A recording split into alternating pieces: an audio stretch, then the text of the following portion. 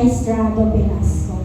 Siguro po yung medyo matatagal na dito, kilala po ako, pero yung mga baguhan hindi na po ako kilala kasi matagal po ako nawala sa gawain ng Panginoon.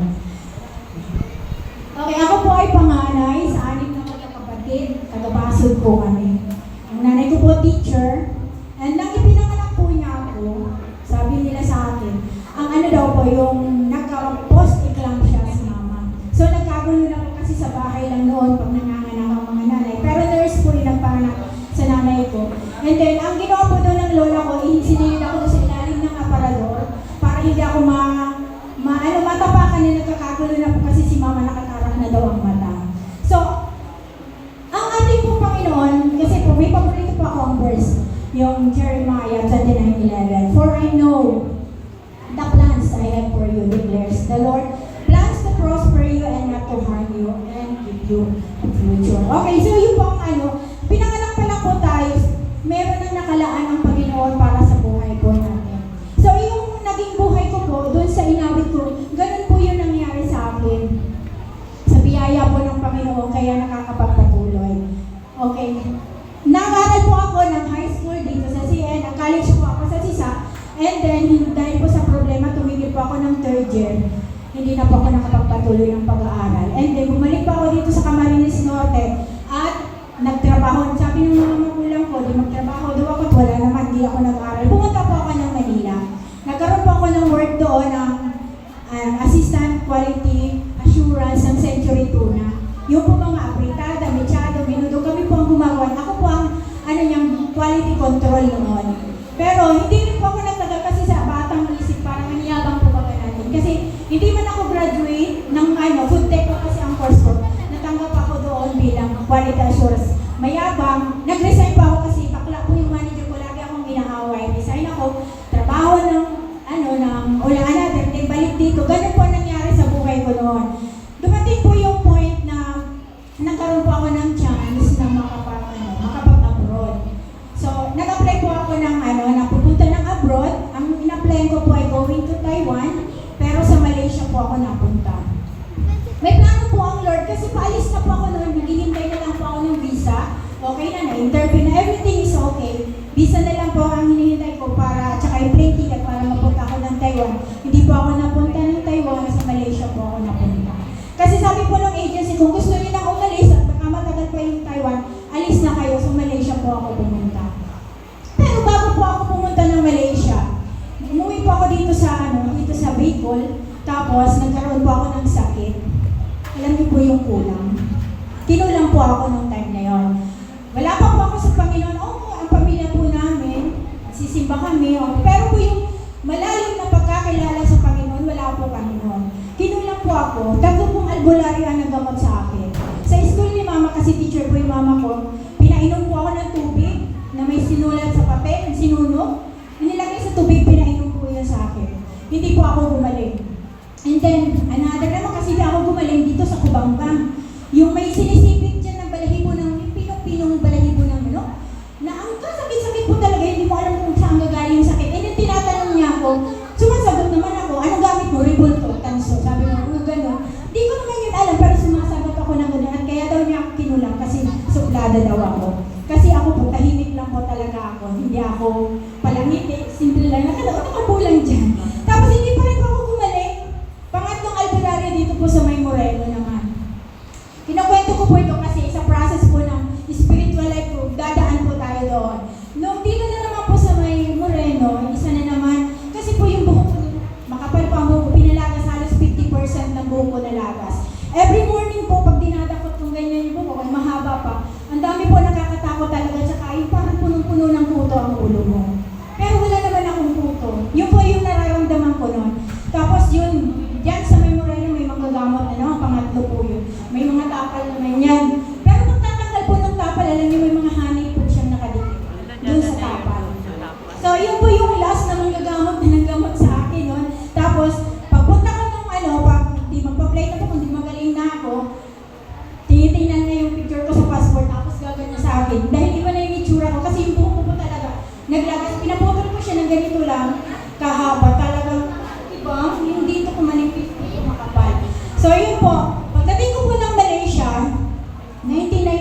ako nagbiyahe. 1997 ko po nakilala si El Shaddai.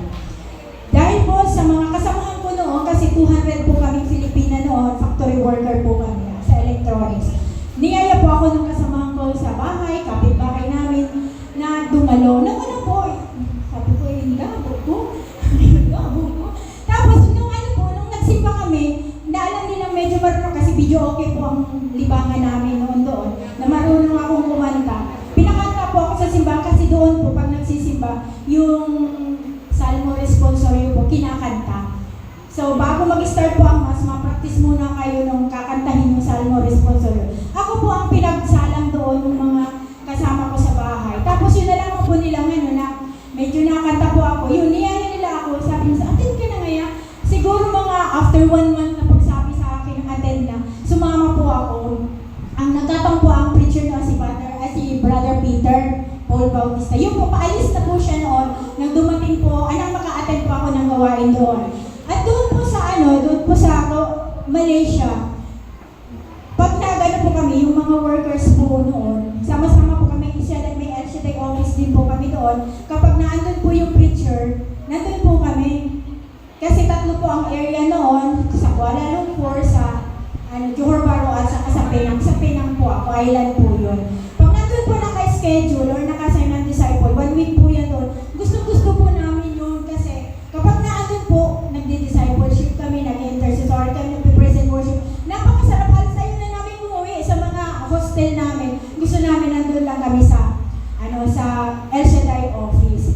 Doon ko po unti-unting nakilala at na-inlove kay El Shaddai. Yung po first love talaga na nag-uumapaw sa puso yung love para sa Lord. Na handang ialay ang buhay para sa Panginoon at lahat kasi dalaga pa naman ako noon, wala akong iintindihin, sarili ko lang. So talagang willing po ako na magpagamit sa Panginoon sa mga panahon na yon. And doon po, habang po kami nag-i-intercessory, ang preacher po namin noon, si Brother Alan Gamiao, na naungkat sa amin kasi marami po kami na nag-consult sa mga, yung po mga, bang tawag dyan? Dr. Kwak-Kwak. O yun po kasi, yung nagkamot po sa amin, na nung kinulang ako, sabi sa amin noon ni Brother, hanggat hindi daw namin na i-renounce, kasi meron akong in-intake, may contact point daw sa akin si Satan, hanggat hindi ko na i-renounce yung ininom ko, kasi hindi ko naman po alam kung ano sinulatan niya yung papel, hindi ko alam kung ano nakasulat doon, Latin daw yun, sinuno, pinainom sa akin. Kailangan ko daw po yun na ma-renounce, mawala sa katawan ko. So during po ng deep ng intercession po namin, hindi ko po alam talaga. Sumuka po talaga, may kasama din akong isa kasi yung isa man, yung may bukol siya sa suso, yung dinudukot po ba, yung manggagamot, dinudukot, tapos hindi namin alam kung may ipinasok din sa kanya. So dalawa kami na talagang hindi ko maintindihan po. Sumuka po talaga kami noon ng, hindi ko alam na mabahong kulay itim na kulay, hindi ko maintindihan kung anong kulay. Isinuka po talaga namin during yung intercession namin. And praise God po talaga kasi sa pamamagitan daw po na ma-renounce mo yun, mawawala yung contact point ni Satan sa atin. Dahil po yung mga manggagamot po niyan is, hindi sila para sa Diyos, hindi po sila para doon. Kaya nagpapasalamat po ako mabuti dahil nagawa po namin yun sa tulong ng sama-sama po namin panalangin. And then nagpatuloy po ang paglilingkod ko doon sa Panginoon. Hanggang 1999, nagplano na po kaming umuwi. Kasi noon, by 2020, sabi daw magpo-fall ang electronics, ang computer, everything. Sabi ko naman noon, kasi tsaka hindi na din ako nag-recontract, 5 years na po kasi ako doon. Pero pwede pa kami mag-recontract, hindi na po ako. Sabi ko, whatever happens, sabi ko, kung mangyayari man yan o hindi man yan, at least sabi ko, nandun ako sa pamilya ko, kasama ko sila.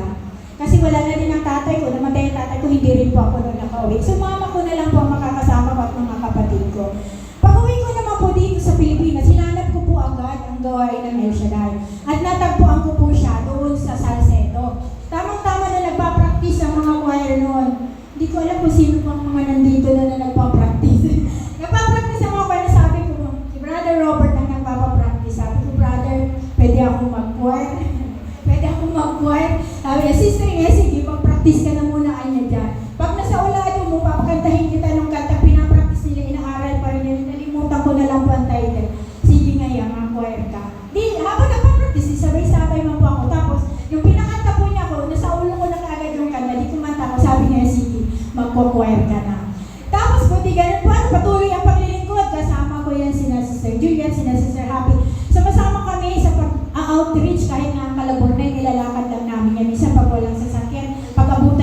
sasakyan, di tsaka lang kami sasakyan. Talagang willing po ang buhay namin noon ay offer para sa Lord.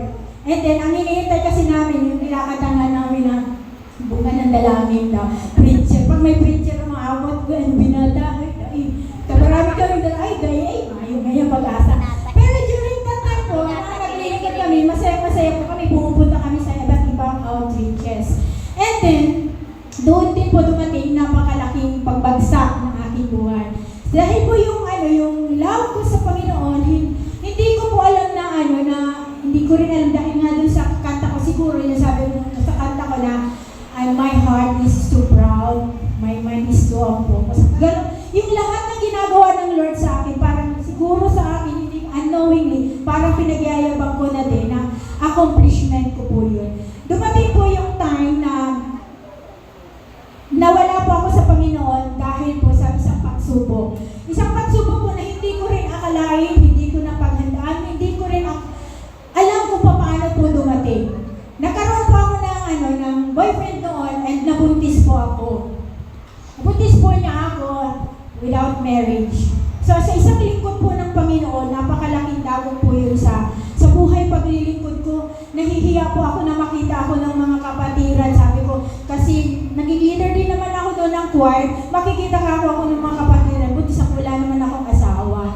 So doon po ako inatake ni Satan, doon sa thought na yun na magbubuntis ka, wala ka, hindi ka kinasal, wala kang asawa. So nawala po ako, ang pagkakamali ko po noon, nag-stay ako doon sa problema na yun. For 9 years po noon, naandun po ako doon sa ama ng aking anak, doon sa bahay nila. Although bihira man po kami kayong magsama kasi umuwi lang siya occasionally, pag Pasko, New Year, birthday, at saka Holy Week. Yan lang po siya umuwi. So, nanatili po ako doon sa pamilya niya ng 9 years. Nagkaroon po kami ng 2 anak. Doon po sa pangalawa kong anak, marami din akong pagsubok emotionally, spiritually na pinagdaanan. Kasi po yung pangalawa ko pong anak, ayaw niya. Sabi niya, ikaw lang mangayamay gusto kayo kasi nga matanda ka na. Ang head po kasi ako sa kanya ng 5 taon. Matanda na daw ako lang may gusto na mabuntis. So grabe po yung emotion ko. Nag-aaral pa po ako noon. Pinaaral po ako ng biyanan kong Hilaw. Hilaw po dahil hindi naman kami nakasal. Sabi niya sa akin, mag-aral ka ngayon, Grace, kasi responsible niya ang akin ko. At least kaya, pag nagdarakula ang akin mo, pwede mo siyang masuportahan. So at the same time po, nag-aaral ako. Grabe po yung struggle. Talaga po, binasak po ako ng Panginoon ng time na yun. Nagpapasalamat lang po ako doon dahil during my hardest time, alam ko po may mga kaibigan ako nagpe-pray sa akin na hindi tumitigil, nagpa-pray ako. Kasi ang prayer ko din po sa Panginoon ng time na yun, Lord, ayusin mo ang buhay ko. Kasi hindi po ako po pwede bumalik at tumayo at pagsigawan ang pangalan mo na alam ko na mali po yung nagawa ko. Hindi ako umalis doon sa situation na yon. Kaya panalangin ko ng Lord, please, ayusin mo po ang buhay ko. Kasi po yung ama ng 2 anak ko po yun, sabi kasi magpapakasal daw kami pagkapanganak ko ng anak ako, di man ako nagkinasal. Nakadalawa na kami, di ako kinasal. Tapos na mag-aral ako, pagka-graduate ko daw, mapakasal kami, hindi rin naman. Pagkapasa ko daw, hindi rin naman ako pinakasalan na magkatrabaho ako, hindi pa rin. So, ipinagpapasalamat ko na kasi I know na lahat na nangyayari sa buhay ko ay plano ng Diyos. Kasi patuloy ko pinanghawakan yung paborito kong verse na may plano siya para sa buhay ko. So, yun po, nung makapagtrabaho, main po ako sa DepEd kasi teacher po ako. Nang main po ako sa DepEd, ang unang-unang ginawa ko po, nung maging regular ako, ay kumuha po ako ng bahay at lupa. Na sabi ko, Lord, ito na. Aalis na ako doon sa lugar kasi nung ipinagbuntis ko yung pangalawa ko pong anak, nag-decide na ako na ayoko na, tatapusin ko na dito. Tulungan mo ako. Tapos, tulungan mo po ako sa lahat ng decision. Grabe po ang biyaya ng Lord kahit hindi po ako naglilingkod sa Kanya. Kasi imagine nyo po, 15 years hindi ako nag-aral. Pag-exam ko po sa State College, nakapasa po ako. Kapasok ako ng education kasi hindi ka po makakapasok ng education kung hindi ka papasa sa kanila. Pagkatapos naman po noon, nakatapos ako ng paaral, isang take ko pa lang po ng exam, nakapasa din po ako. Biyaya po ng Panginoon talaga, na talagang ayaw ko na kinasasanda ko ng time na yun. Pagkatapos po niya, 2008 po ako nakagraduate, 2009, na-in na po ako sa DepEd. Grabe po yung pagpapala ng Lord na talagang tulungan ako na makaalis. Tapos po yung kumuha ko ng bahay at lupa, lumipat po kami doon ng mga anak ko. Inawanan ko na po yung dating kinakasama ko at nag-asawa na rin po pala siya. Iba ang pinakasalan niya, hindi ako. Nakilala lang niya ng 1 year, pinakasalan niya na agad. Ay, ako ang tagal, hindi na. Siguro, hindi talaga niya ako mahal. Or hindi talaga kami para sa isa't isa. Yun po, ganun po yung nangyari ng buhay ko. Pagkatapos po noon, nung naging okay na ulit ang buhay ko, umalis na po ako doon sa kinasasadlakan ko, nagtuturo na ako, hindi pa rin po ako makabalik sa Panginoon. Alam niyo po kung bakit? Guilt na naman po ang nararamdaman ko. Tapos hiya. Although paminsan-minsan sumasama ako pag may halimbawa Christmas party, punta ka ngayon dito. Na how many attempts? 3 times pong attempt na makabalik ako, hindi po ako nakakabalik. Kasi naandun pa rin po sa sarili ko, siguro pinatawad na ako ng Lord, pero ang sarili ko, hindi ko mapatawad. So yun po ang naging dahilan kaya hindi ako makabalik. Pero patuloy po ang panalangin, alam ko, patuloy ang panalangin ng ating mga kapatiran para sa akin na muli ay makabalik ako sa ating Panginoon at makapaglingkod ko. So yun po ang nangyari nung kailan, hindi ko na po tanda ng si Kuya Robert, pinabalik din ako. Tapos yun po unti-unti, attend muna. Tapos yun po hanggang mawala po sa sarili ko yung hiya, nahiya ako. Yun po kasi ang nasa isip natin, mahihiya, matatakot, parang hindi mo maintindihan. Basta yun ang ipuput up sa iyo ni Satan para hindi ka makabalik. Pero praise God po at sa biyaya ng Panginoon, nakabalik po ako. And then po, yung hiwalay na po ako doon sa dati ko pong kinakasama. Dumating po yung isang lalaki na siya po yung first love ko din nung high school ako. Nakita po kami ulit. Tapos yun po, naging mag-asawa po kami dalawa. Tapos nagkaroon po kami ng anak, binilihan kami ng isang anak at ipinagpapasalamat ko po sa Panginoon dahil siguro hindi yun ibinigay sa akin ng Lord kasi alam niya magturo sa ako sa piling niya. Hindi niya yung binigay sa akin kasi alam niya yung Lord na masakit ng ulo ang ibibigay niya. Yung binigay po sa akin ng Panginoon ay grabe man po ang support sa amin, hindi niya ako pinipigilan, hindi niya ako inaaway, hindi niya ako kinokontra sa lahat po ng desisyon na ginagawa ko po sa ating gawain. Kaya pinagpapasalamat ko po sa Panginoon na siya yung ibinigay niya sa akin. And ipinagpipray ko din po na in time, makakasama rin po namin siya dito sa pagpupuri sa Panginoon. Kasi walang imposible sa Panginoon. Kahit gaano katigas ang puso ng isang tao, pagpatuloy po natin ipapanalangin, mananatili po yan na ibibigay sa atin ng Lord ang ating mga dalangin. So, ngayon po, patuloy na rin po ako at hinihingi ko rin po sa Panginoon dahil ngayon po ay busy na naman kami. May bagong curriculum na naman na ibinigay sa amin si Sarah, tapos iniwanan kami, kapa-kapa po kami ngunyan. So, hindi po namin alam kung paano o kung saan, bahala na po ang Lord kung paano sa Lunes ang gagawin namin pagtuturo sa mga bata dahil sa bagong curriculum na yun. Pero ang pinagpapasalamat ko pong mabuti rin pati, ipapatuto ko po yung dalawa ko pong anak. Yung una ko pong anak, 3rd year college na po siya, nursing. Sa Mabini, scholar po siya ng GED. Biyaya po ng Panginoon. Dahil alam ng Lord, hindi ko kakayanin na magpa-eskwela ng ganun nursing sa sweldo namin na teacher. And then yung pangalawang anak ko naman po, biyaya rin ng Panginoon, scholar din po siya sa San Beda. Sa pagsuswimming naman po yun. Naging swimmer po siya at ngayon nga may laban sila, kanina naka-silver daw siya. Pinagpapasalamat ko po sa Panginoon dahil lahat po ng mga panalangin ko ay unti-unti nang pinapakinggan ng Panginoon. Pero siguro naman dati nakikinig naman talaga ang Lord, hindi pa time. Hindi pa time. Kaya matuto po tayo maghintay ng tamang panahon. Katulad din po ng anak ko ng palarong pambansa. 4 po ang langoy niya. Parehas ko pong dinalangin sa Panginoon, 4 na gold. Lord, 4 na gold po para sa anak ko. 4 man lang yung langoy, 4 na gold. Ang ibinigay po ng Lord, 1 gold at 1 bronze. Yung dalawa po wala. Sabi ko, Lord, bakit naman gano'n? Nag-iiyak pa niya. Lord, hinihingi ko naman yun. Pero ang Lord talaga, hindi pa time. Yung po, hindi pa time. So time will come, ibibigay din niya sa tamang panahon para doon sa anak ko. Ngayon po may laban sila. Pinapanalangin ko rin na magsaksi siya. Yun po, naka-silver daw siya. 0.03 lang daw yung